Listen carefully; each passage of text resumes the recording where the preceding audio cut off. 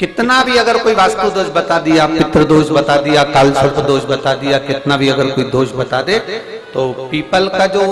जल वृक्ष में से झड़ता है, कभी कभी आप उसके नीचे हाथ रख कर देखना, थाली रख कर देखना, उसमें पत्थर पर देखना, तो वहां पर भी पानी के निशान आपको मिलेंगे, बूंद के निशान मिलेंगे।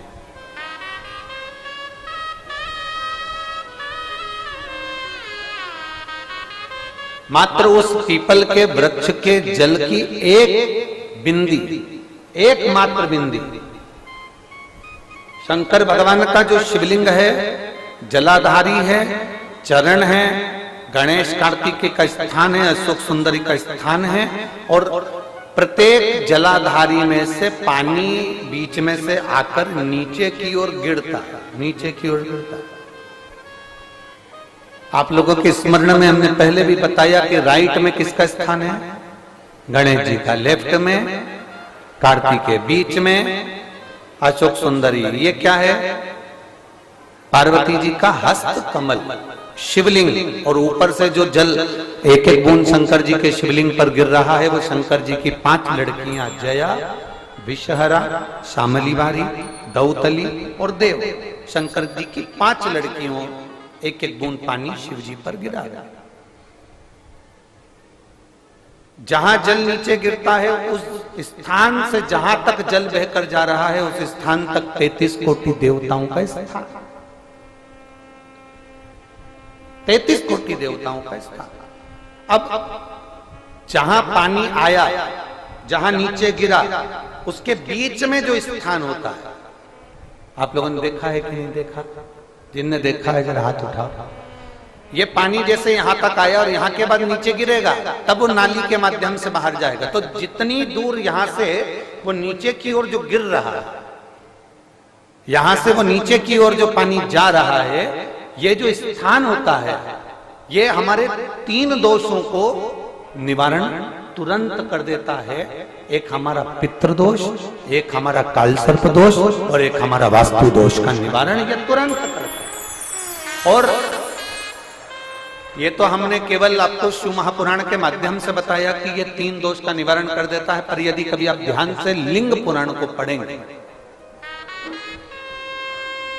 आप यदि लिंग पुराण को पढ़ेंगे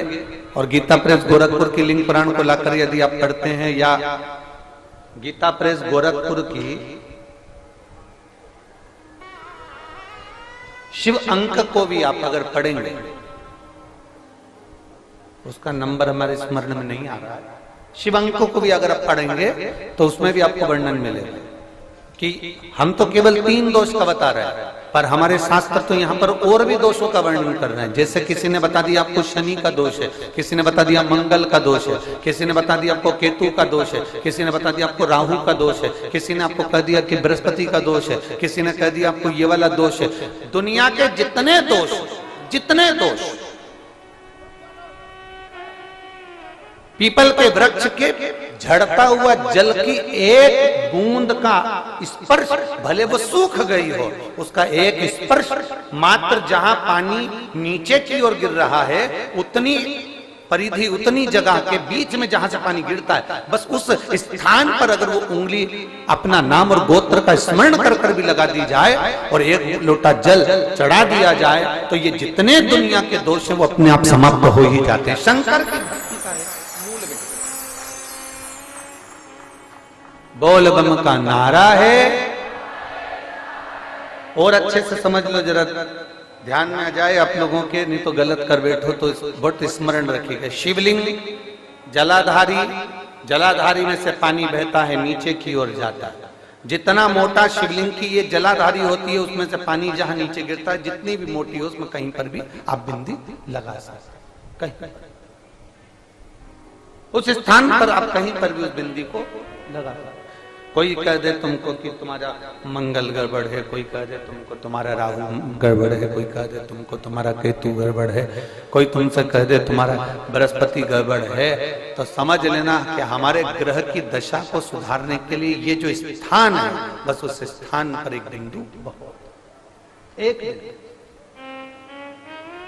अब आज के जमाने में आपने देखा होगा, जब से आप शंकर जी को जल चढ़ाना प्रारंभ करें, जब से आपने शिव महापुराण की कथा सुनना प्रारंभ करी, तब से आपने सुना होगा कि कोई भी अब ज्यादा आपको सुनने को नहीं मिलता कि वास्तु दोष हो गया, कि पितृदोष हो गया, कि कालसर्प दोष हो गया। इसके पहले का जो समय था, उस समय किसी को भी पत्रिका दिखाओ, किसी के पास भी जाओ, वास्तु दोष, कालसर्प दोष, पितृदोष, ये सारे दोष चलते रहते थे। पर तुमने जो एक लोटा जल शंकर भगवान को समर्पित करा, तुम्हारा चढ़ा हुआ जल उसी स्थान से नीचे गिर रहा है जहां हमने बिंदी लगाने का बताया, वहां से नीचे गिर रहा है, तो तुम्हारा दोष जल चढ़ाते चढ़ाते अपने आप वो दोष समाप्त होता चलेगा।